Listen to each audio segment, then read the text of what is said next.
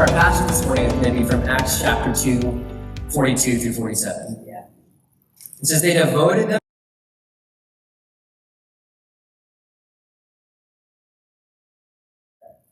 Everyone was filled with awe at the many wonders and signs performed by the apostles. All the believers were together and had everything in common. They sold property and possessions to give to anyone who had need. Every day they continued to meet together in the temple courts. They broke bread in their homes and ate together with glad and sincere hearts, praising God and enjoying the favor of all the people. And the Lord added to their number daily those who were being saved. You guys can grab a seat. Jesus, we enter this space this morning. God, I ask that it would be your words and not mine. God, the things that need to be forgotten, only the things that need to be remembered. God, the words of my mouth and the meditation of my heart will be pleasing in your sight, God. And so we come receptive for what you have for us this morning, Jesus. God, we thank you for your word and for your truth. In Jesus' name, amen. Well, as many of you know, in the last weeks we've been talking about a series of practicing formation. And I'm excited I get to kind of bookend this, land the plane here a little bit of what does it mean to practice formation.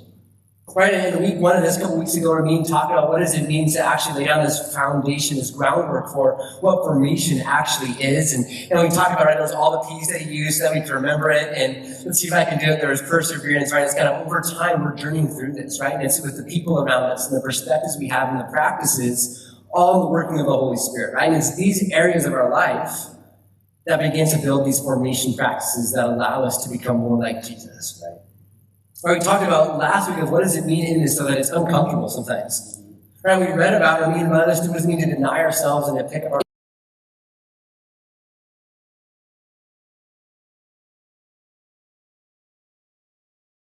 on, right, the yoke of Jesus, his teaching, as we said, as apprentices, as learners of our teacher, that in these moments we're able to step into something that's not burdensome, but actually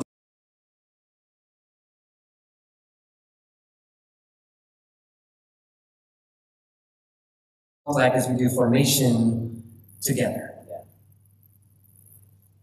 Formation together. And that's where we're going this morning of what does it look like to lean in as a family, as a community, to practice the ways of Jesus together in Los Angeles, in our homes, in our neighborhoods, at our workplaces, at our schools, with our kids, together. Right, our intro passage was from Acts chapter 2. Many of you, I'm sure, have probably heard it. You could raise hands and take a survey. Most people have probably heard this passage. It's taught a lot in church, right? And before we actually jump into the church there and then practicing formation together, I think we need to take a step back a little bit.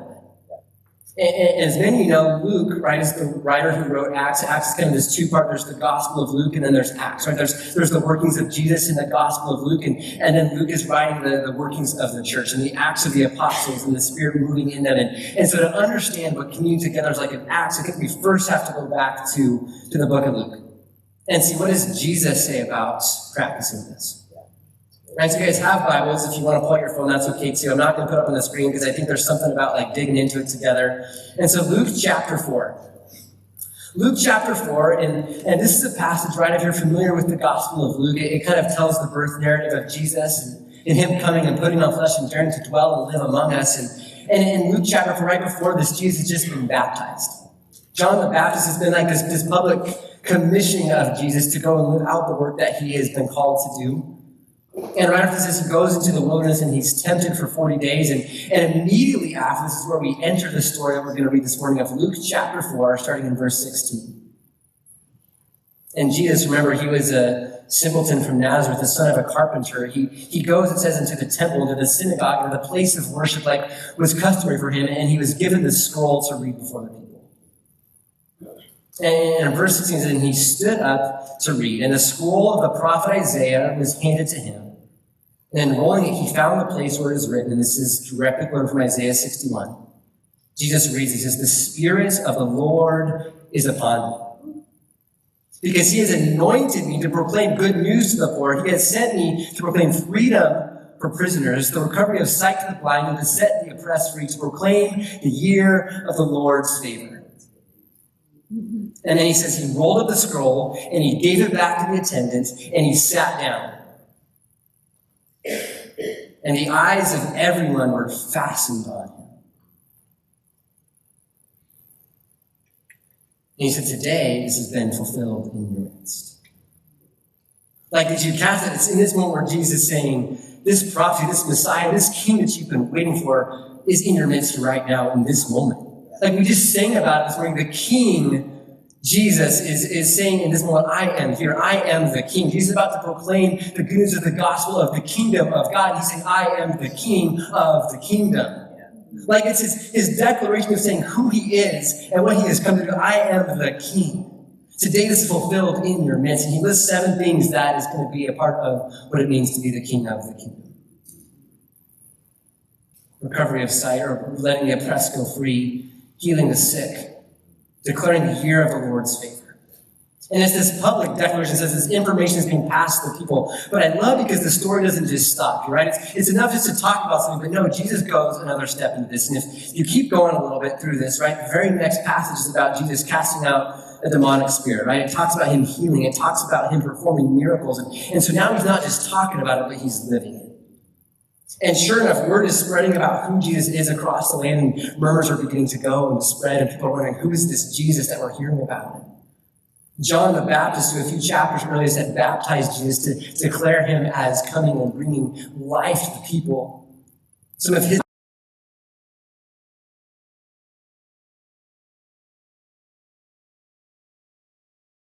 If you want to flip over a few pages, it says that John sends a couple of his disciples to go to Jesus and ask him, is he really the one we've been waiting for? He said he was the king, but is he really the king of the kingdom? Can we trust that? And so in Luke chapter 7, verse 20, John sends his followers, and they go and they find Jesus, and they come before Jesus, and they say to him, verse 20 says, are you the one who is to come?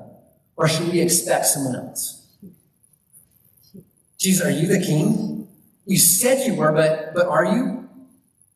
We've heard that you are. We've received information that you are, but are you actually who you say you are?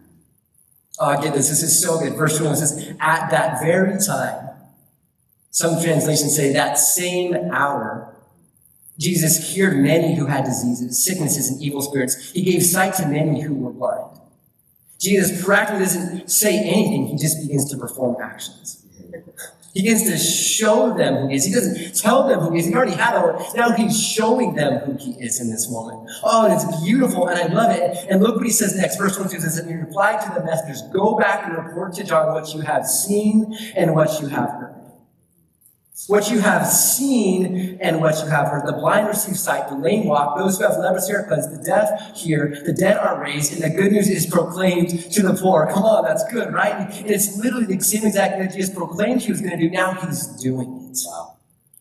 And he's saying it's not just enough to hear about it, you actually have to live it. And that's what Jesus is demonstrating.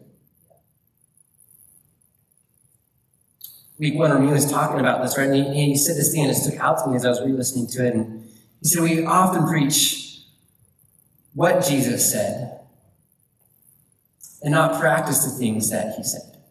We often talk about what Jesus says and never put it into practice. And in this moment, Jesus says, it's not enough just to hear about me and receive information about it, but you actually have to go and live it, and that's what he's modeling. And I want you to catch right here, information without application will never lead to transformation. Information without application will never lead to transformation. As we're talking about people who are being formed as people who are practicing formation, it's not enough just to receive information, but we actually have to begin to apply what we're learning. And that's what Jesus is modeling here. He says, I'm not just going to tell you, but I'm going to show you. And for Jesus, this is what is modeled as he's saying, this is what formation looks like. It's information plus application, and that's when transformation can happen. And so that's part 1 of the story, right? And that's Luke describing who Jesus is. And then we get to the passage we read this morning in Acts. Context, right? Maybe you're familiar with it, right? At this point, Jesus has lived his ministry, his life has been crucified, dead, and buried, and raises back to life. It's this declaration of life in the kingdom, and him saying, as I am the king of the kingdom, that you too can have life in this kingdom with me. And he goes to his closest followers. He says, I'm going to leave you, and I'm going to go back to heaven, but I want you guys to go, right? The Great Commission we talked about this week 1, 2. He says, I want you to go and to make disciples too. I want you to practice formation too. I want you to take that information and apply it and be transformed. And through that transformation, the world around you will see that they have life in me too. And so the disciples, they're sitting there after Jesus is gone. It says there's about 120 of them. That's all that's left after Jesus' ministry. In Acts chapter 1, it says that they're just sitting in a room and they're waiting. And they're praying. Like imagine, like look around, like this is probably a little less than 120, right? Like this amount of people is all that's left after Jesus' ministry. And they're waiting for the Spirit. So the Spirit comes upon them. And they're empowered with the very indwelling of the Spirit of God inside of them. And they begin to go and begin to preach the good news of Jesus. And in the context of, right, it's the festival of Pentecost, right, which is 50 days Penta 5, right, 50 days after the Passover. And it's this festival where people come from around, all the Jews would come to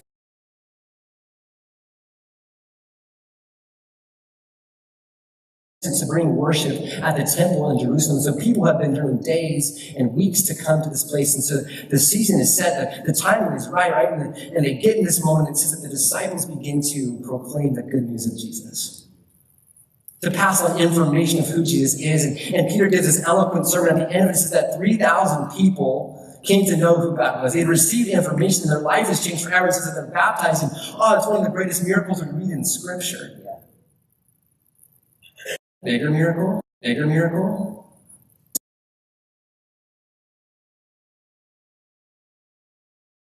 Information, but now the next day happens, and what are we going to do with this? It's not enough just to have information. Now we've got to apply the information so that transformation can actually happen. Right? And that's what happens. The very next verse, that's what we read, right? Verse 42 of Acts chapter 2, it says, and they devoted themselves to the apostles' teaching and to fellowship, to the breaking of bread and to prayers. It says the very next day, they had this moment of receiving information, but now we got to do something with it. We got to actually apply this so our lives can actually be changed. And the same model that Jesus sets forth of not just talking about it, but living it. These first believers of Jesus are saying, we're not just going to receive this, we're actually going to live into it. And not just by ourselves, but together. And that's where we're going. This is good. Right? And so it says that they're devoted to these things. As I was looking up devoted, of kind of what it actually kind of mean. I think it's that word that we kind of throw out, and we kind of have some concept of it in our culture, but it's also like kind of lost, right? We're people who I don't think are very devoted to much. It's always that thing if someone invites you to dinner like 5 days in advance, you don't say yes yet because you want to know if like 3 days in advance there's a better invitation, right? And so you're not really willing to commit to something, right? And that's kind of what we have is this idea of devotion. I'm going to kind of say yes, but what does it mean to be all in on something? And this word devoted, kind of a more literal, actual translation of this is persisting obstinately.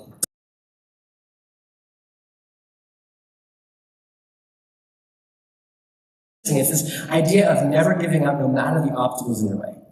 Right? Sports metaphors come to mind because I love sports, but it's this idea of if you're going to finish no matter the cost, persisting, coupled with obstinately. Right? Obstinate, someone who's just stubborn, they're never going to back down. And maybe as you're thinking of this word, you're thinking of someone who's sitting next to you. And don't tell them that, right? Because then you're going to have a stubborn conversation. Right? But persisting obstinately towards something. Devoted. Committed. Like these initial followers saying that we are persisting obstinately towards the person of who Jesus is. And to living life as Jesus called us to live. To not just hear about it, but to actually live into it. And what are they persisting obstinately? What are they devoted to? What are they committed to? It's just 4 things. The first thing is the apostles' teachings. That are committed to simply knowing more about who Jesus was. When you think of the apostles, right? The apostles were those 12 closest followers of Jesus who watched Jesus not just say who he was, but demonstrate who he was.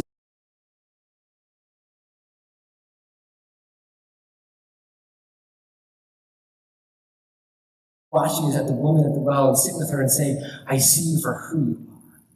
They were with Jesus when he sat down at Zacchaeus, the tax collector's house, and said, I'm coming to your house today because I want to know you and I want to be with you. Right? The apostles' teachings were his followers saying, this is who Jesus was.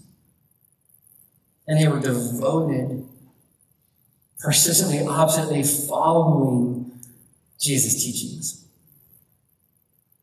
Like, what would it look like for us to be people who are devoted to who God is and to knowing more about God and to being in his presence all the time? The second thing that says they are devoted to, it says, is to fellowship. They're devoted to fellowship. Again, this is a word that I think has become very Christian-y in our context, right? We say fellowship all the time. What does fellowship actually mean, right? Have you ever thought about what is fellowship? Right? Fellowship, this idea of we're sharing something in common, right? Literally means a partnership or a sharing. And so this idea of you're kind of sharing together in what is happening. And I love this because this is the first time it says they're devoted, but they're not devoted alone, they're devoted together. They're communally sharing this devotion together. First thing that comes to mind, right, is Lord of the Rings when I think of fellowship, right? And fellowship, if you're familiar with it, right, the first movie is called The Fellowship of the Ring, right? And it's kind of the story of these 9 unlikely individuals coming together under a common purpose. And people who wouldn't associate with each other, right? You've got the elf and the dwarf and the men and the wizards and the hobbits, are all coming together for a common purpose. And the only reason they're able to come together is because of the commonality of the mission. And that's why it's called the fellowship, the joining together, the partnering together. And so that these believers were committed to being together, to life together. 3 is the breaking of bread. They're devoted not only to the teachings of Jesus, but to fellowship, but to the breaking of bread. A couple thoughts on this, right? As I was kind of studying and reading this, right? Part of it, some people think it's probably this representative of this sacramental meal of communion. Right, the Lord's Supper, the last meal he had with his followers, he said, every time you meet, gather and do this in remembrance of my body that has been broken for you, and my blood shed for you, and in that we'll remember the kingdom of God. And so some people think it's very literally just coming together and remembering and taking the Lord's Supper together, and some people think this is also just the idea of just being around a table together. This idea of life around a table. Right, I think either way, whatever kind of the interpretation is, we see a little bit later in 1 Corinthians, actually, Paul is defining what it meant that the believers were gathering and sharing the Lord's Supper, the sacrament of communion together. It says that they would do it around a dinner table. They would actually share a meal first. And so either way, I think it's safe to say that this is a meal with friends. That breaking of bread is simply just having a good time around a table. And a purposeful time around the table.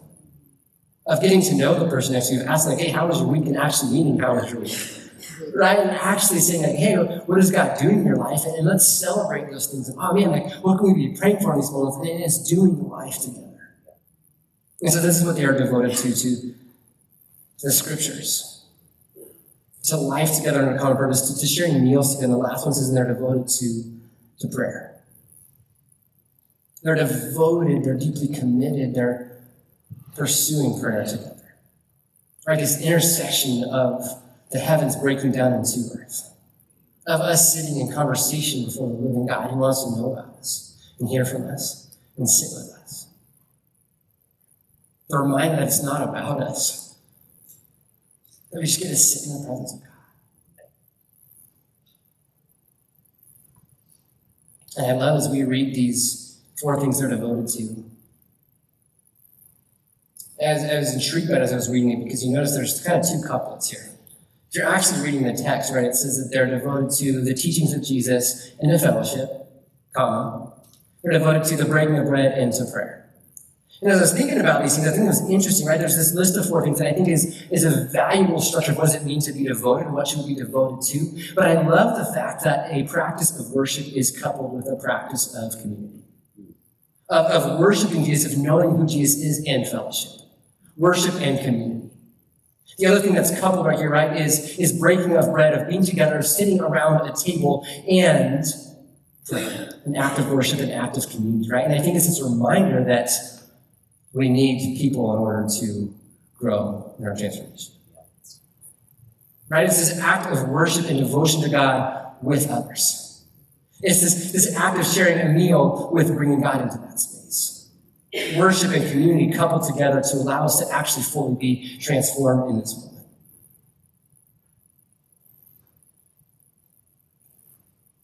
And the passage continues. And so if we start with devoted, now we move on to together.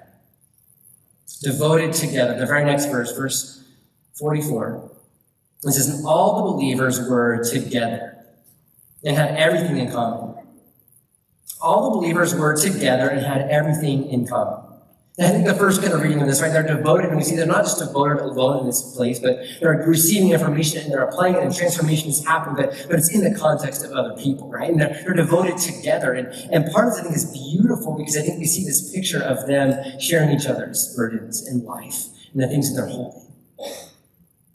The initial kind of thought, right, was they just like living in this commune, right? And they're on this big tent together and they're selling everything and sharing that and pooling their resources. And oh, that's a radical way to live. That feels uncomfortable.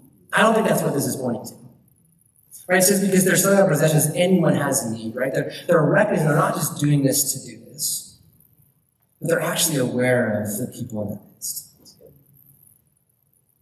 This is the part where it rubs up. Because following Jesus by myself is like, wow, like I can experience God and this is great. But when you start to do it with other people, it becomes uncomfortable a little bit, right? When we talked about this last week of denying yourself, right? And the fact that it's not always an easy journey, and yet when we're with people, that's when I think we can actually grow. The conference that we were at, me and Ramin, this past week, one of the people leading it, John Mark Comer, he said this, I thought it was beautiful. He said, we either thrive and grow together, or we don't grow much. We either thrive and grow together or we don't grow much. Like we can grow on our own by gathering in this space. But we're not going to be fully transformed unless we're doing that together. And I think the church, the first followers of Jesus, realized that. That yes, they were devoted. But they were devoted together. They were receiving information, they were applying it, and transformation was happening. But greater transformation was happening because they were together. They realized that their possessions and the things that they owned, that they weren't just for them. That they weren't something that they held on to, but they were actually God's resources. And he said, God, because these are yours, we're going to give them to the needs that we see around us. And so we see that together, they're in this space. And they have everything in common. And the next verse says, and they sold property and possessions to give to anyone who had need. I love that phrase, anyone who had need. Have you ever thought about how they know that people have a need? I think there was some just actualized need, right? As you think about the church just exploded overnight. A lot of these, remember, it's Pentecost, they're journeying from their homes and from their far off places, and they're gathering in the space, and the Spirit of God is so thick there, they don't want to leave. And so they literally, a lot of them probably just don't have a place to stay. A lot of them have probably just left their job and they're staying in Jerusalem. And so they say, well, I got to find a profession now. And so there's this very actualized need in their midst. And so I think a part of this, they said that they're giving to anyone as they had need, is just being observant. And saying, hey, I see you, and it doesn't look like you've been showering a little bit, and you need a place to stay. Like, I can help you with that. But I also think there's a part of needs that you only know about a need if the need is expressed. Like maybe you can know superficially some needs of the people around you, and you really know what's going on deep inside. There's a part of meeting a need that means you have to know the need. And that's where entering into community is hard, because it's a place of vulnerability. It's a step of faith of saying, oh, like I actually have to admit that I don't have it all together. I have to admit that it was a hard week, and my kids are out of control, and I don't know where my marriage is at, and I just haven't had time to slow down. And it's a place of deep vulnerability. And yet, what would it be like to trust the people around us to carry that with us? See, to meet a need, you have to express it sometimes. And this community was willing to say, not only are we going to be devoted, but we're going to be devoted together. And in that space, we can hold each other's needs deeply. Right? This is why people are so important. We need to have places where we can be exposed for who we truly are, so that we can be encouraged where we're going. We have to be exposed for who we truly are, so we can be encouraged in where we're going. And that's the step of faith when it comes to practicing formation together. Because you have to allow yourself to be known. And you have to steward other people's lives as well, and allow yourself to be an encouragement that loves them for who you are.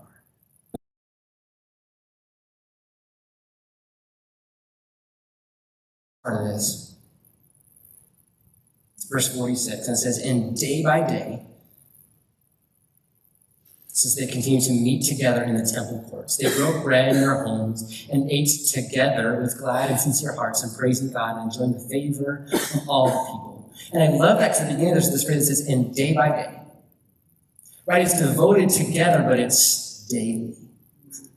It's not, I just had this conversion moment, I checked the box, I came to church on Sunday, boom, I'm good to go. No, it's a daily choice to say, I need to be devoted together daily. Day by day, it says they continue to gather. That phrase, continue to gather, is the visual word here for devoted, like was just said above. And so daily, they are devoted. Daily, they are moving forward. Daily, they are persisting obstinately towards what is ahead, towards life with Jesus. They're committed to this daily. And I've always been intrigued by this. Because, man, like, this is the coolest thing ever. Like, daily, they're committed to this. And the very next verse is, and day by day, the Lord added to their numbers. It says, day by day, they're committed to being devoted.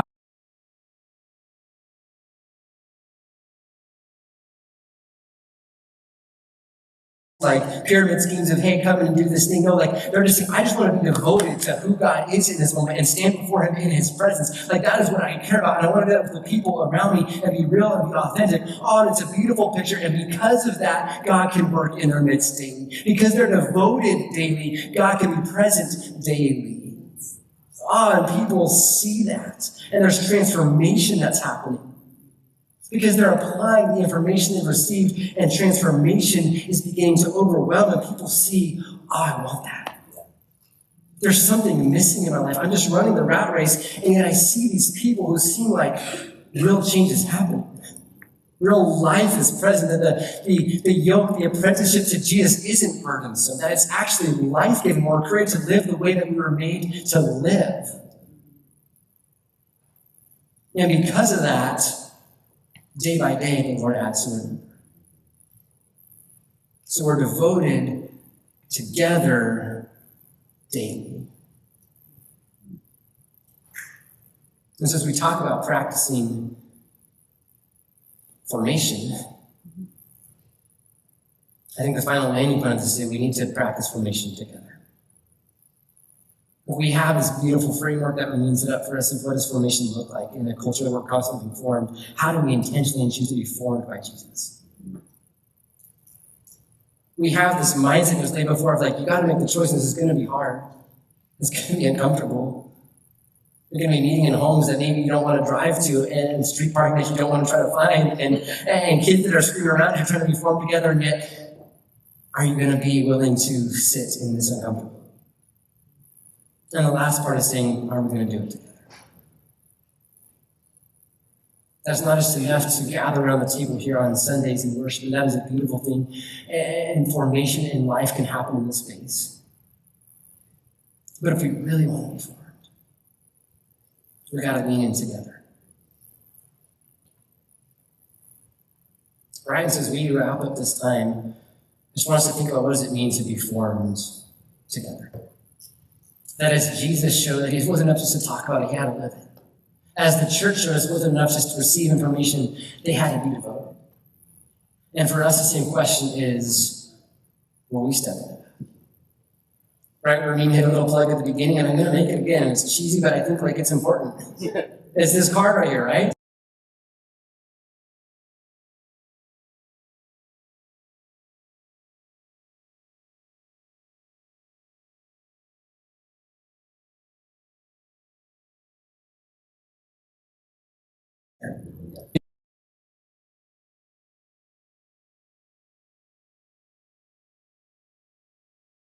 Four times to talk about practicing the way of Jesus together.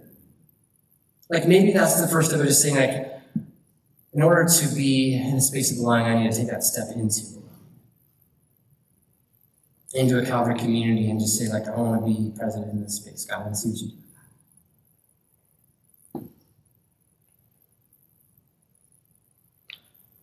And so, story as we wrap up. About a woman named Joan Thurkelson.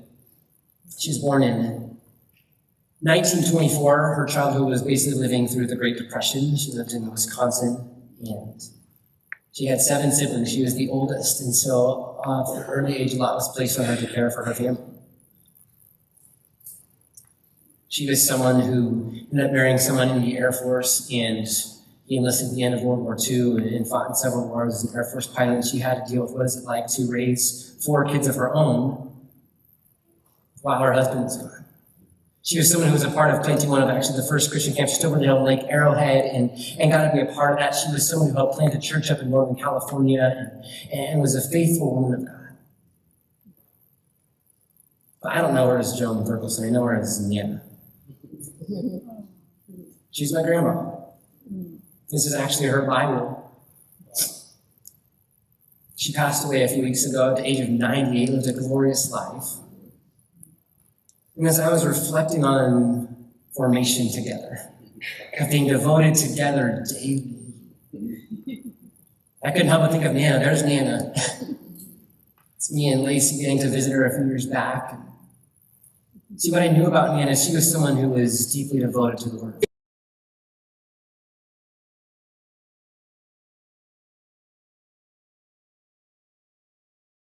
One of these to each of her grandkids, all 10 of us, right? And she would take the time to do her quiet time, and she gifted this to me about 10 years ago, and it's something super special because I can say, Nana was a woman who loved Jesus deeply, wanted to know about him. She was devoted to learning about God. She was devoted to fellowship up until I think probably the age of 80. She was leading women's Bible studies in her church, right? And she was going and helping people understand what does it mean to do this together. In the home that she was living in the last few years of her life, she would still meet up at the age of 96, 97, 98 with people in this living space together. They would do Bible study together still. Like this was a deep part of her life. She was devoted to prayer. Every morning I knew that my Nana prayed for me. Every night I knew that she prayed for me. Her prayers for me are littered in this liturgy. And I share this because I think we need an image of what it means to be devoted together. The world needs more Joan Berkelsons. Like, what would it be like if we stepped into that together in this space? To practicing the ways of Jesus together in Los Angeles. Like, that's the challenge. That's the beauty. That we get to live that out together. And because of that, the good news of who Jesus is gets to be proclaimed. And day by day,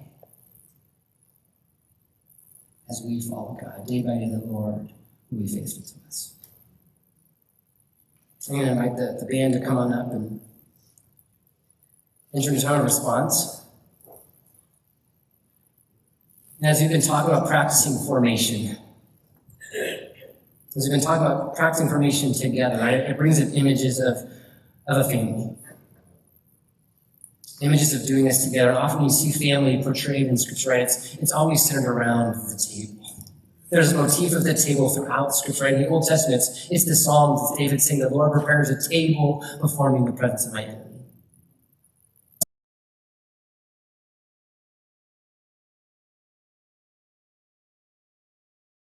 Face to face and say that I know you and that I love you and that you're enough. And Jesus around the tables where his ministry was there. It was the Last Supper with his disciples around the table saying, do this in remembrance of me. It's Revelation, the picture of when Jesus finally comes back and restores everything. It's the banquet table where all of us are together celebrating the goodness of King Jesus in our midst and living in the tangible kingdom. Oh, what a beautiful picture of the table. And I think the invitation is the same for us this morning. To respond together. To be devoted together. Around the table. Around the remembrance of Jesus and what he did for you. He said, you're enough because I am enough. Because I gave everything for you, because I wanted to be around the table with you.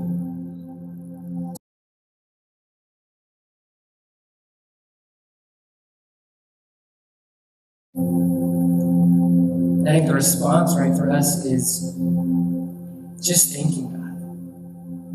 We're going to take communion. We're going to enter the table together.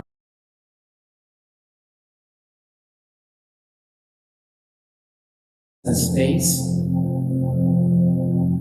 to feel his goodness,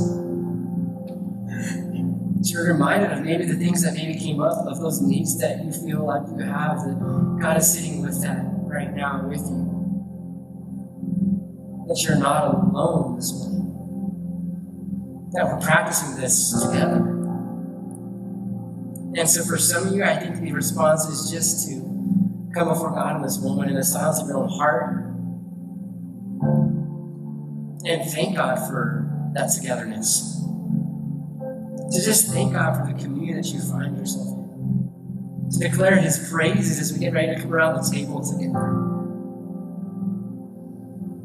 For some of us, maybe this is sort of longing within you, and you're saying like, this sounds good, and I want to practice being devoted to Jesus daily together, but I don't know where to enter in with belonging. And there's this void, and there's this sense of, God, I want belonging, but how do I find belonging? And maybe the response for you in this time is just to sit and to come and to say, God, I want belonging.